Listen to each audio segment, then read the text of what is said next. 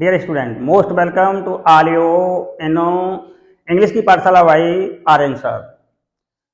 आज की इस वीडियो में हम आपको बताने जा रहे हैं बहुत ही महत्वपूर्ण कुछ पॉइंट है टेंस और टेंस के पार्ट्स।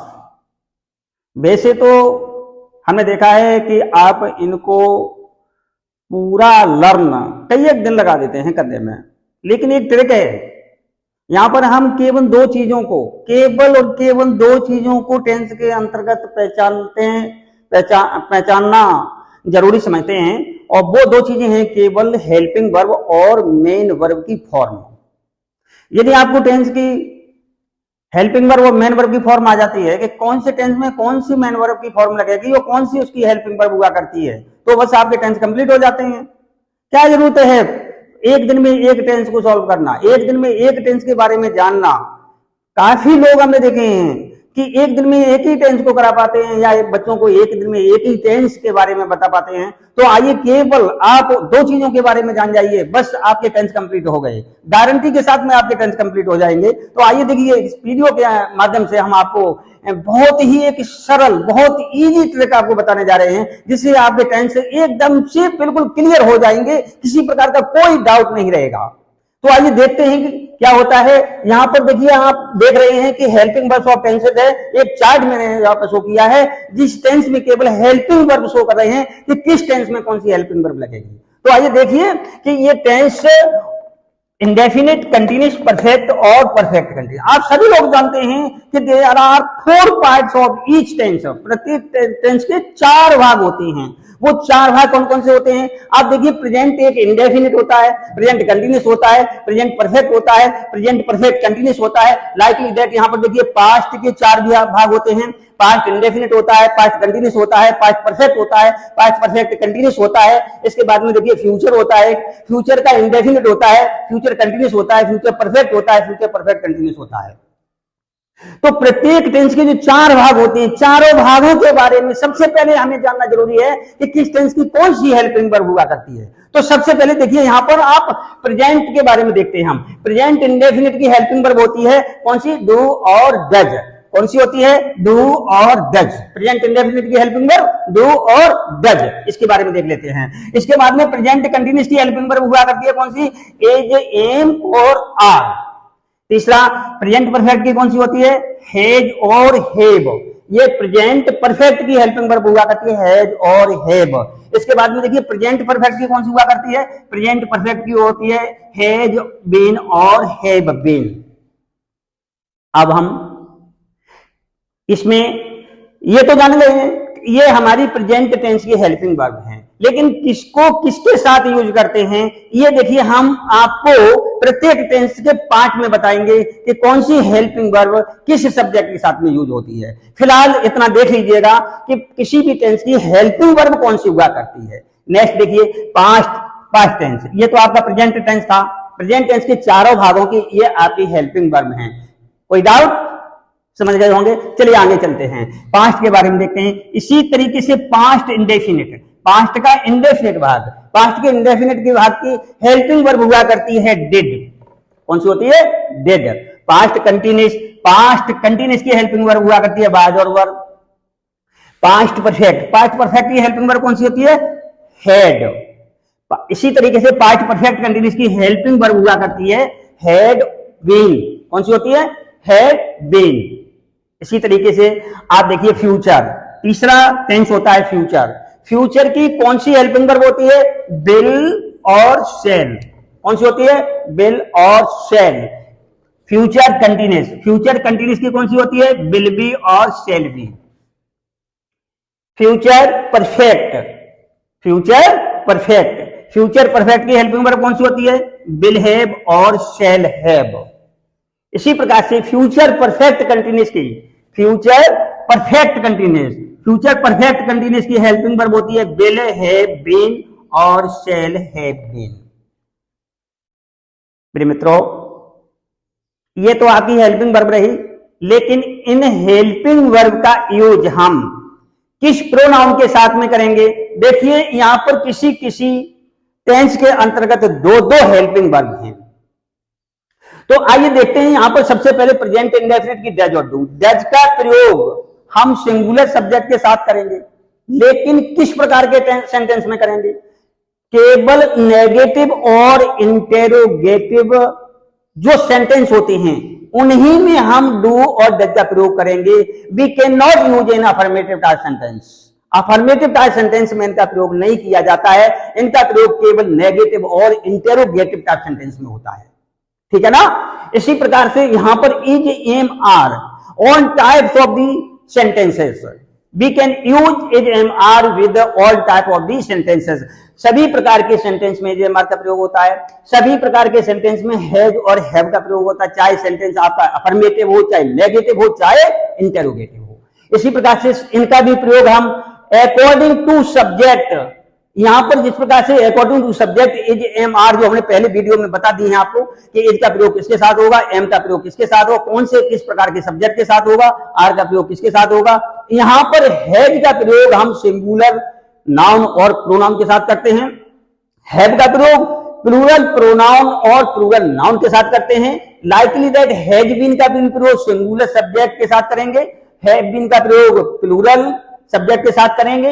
यहां पर देखिए डिड, जिस प्रकार से डज और डू इनका प्रयोग हम नेगेटिव टाइप सेंटेंस में करते हैं, ठीक इसी प्रकार से हम डिड का भी प्रयोग नेगेटिव और इंटेरोगेटिव टाइप सेंटेंस में ही केवल करेंगे। ध्यान रखें।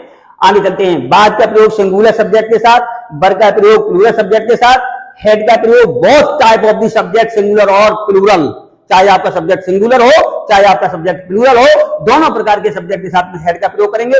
इसी प्रकार से हेड बीन का प्रयोग भी हम दोनों प्रकार के सब्जेक्ट के साथ करेंगे, चाहे सब्जेक्ट का सिंगुलर हो और चाहे प्लूरल हो।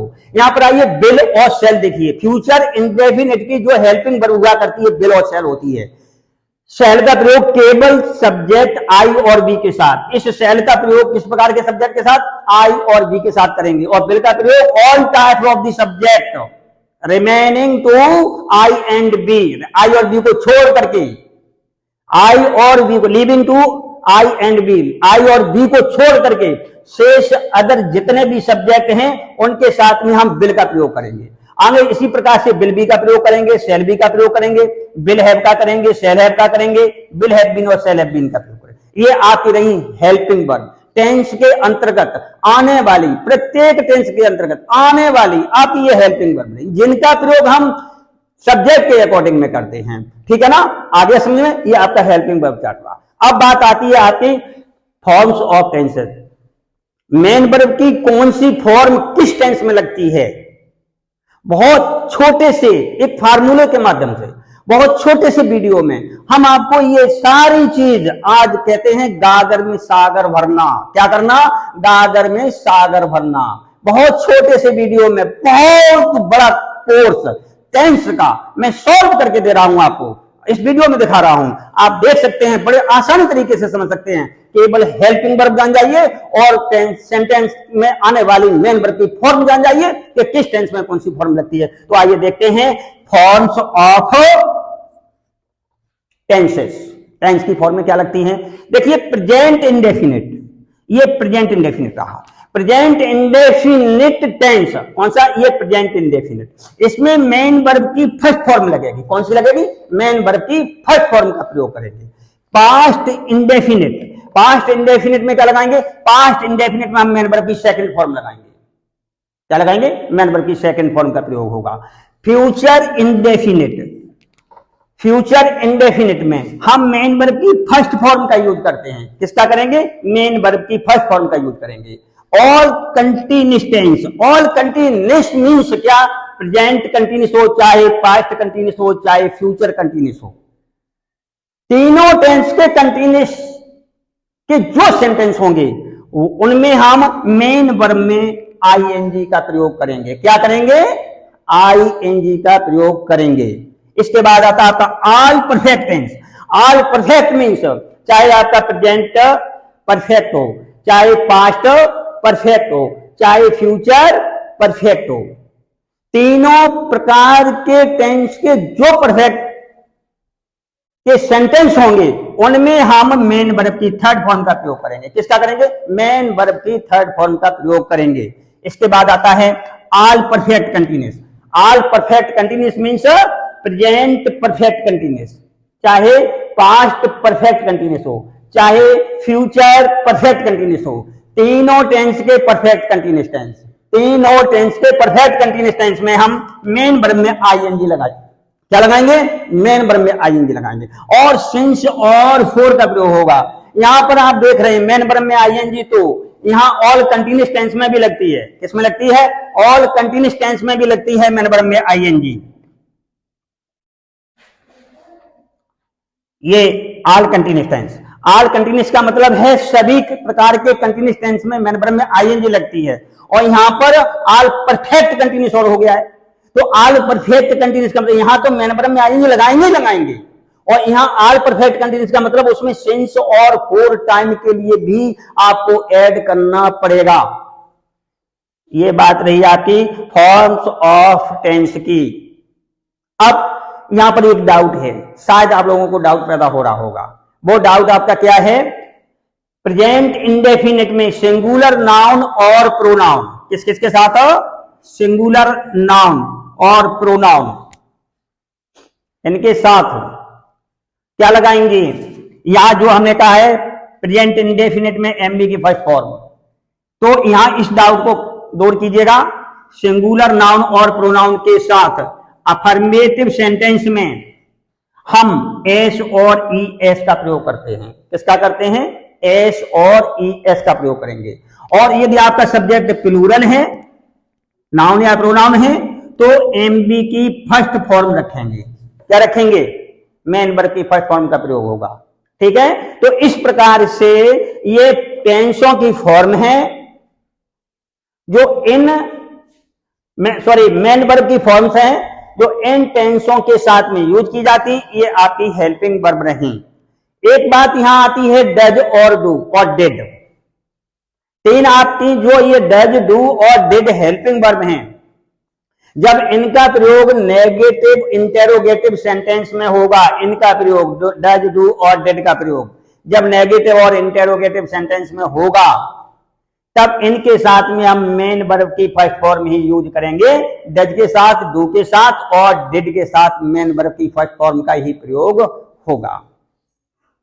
साथियों, ये आपका हेल्पिंग वर्ब ऑफ टेंसेज और फॉर्म्स ऑफ टेंसेज का वीडियो इस प्रकार से सभी टेंसों को कंप्लीट करते हुए मैंने आप लोगों के सामने प्रस्तुत किया है। संभवतः वीडियो आपको पसंद आया होगा, तो जरूर ही इसको सब्सक्राइब कीजिए, लाइक कीजिए, शेयर कीजिए, जिससे कि नेक्स्ट वीडियो का नोटिफिकेशन आप लोगों को मिल सके। Thank you so much.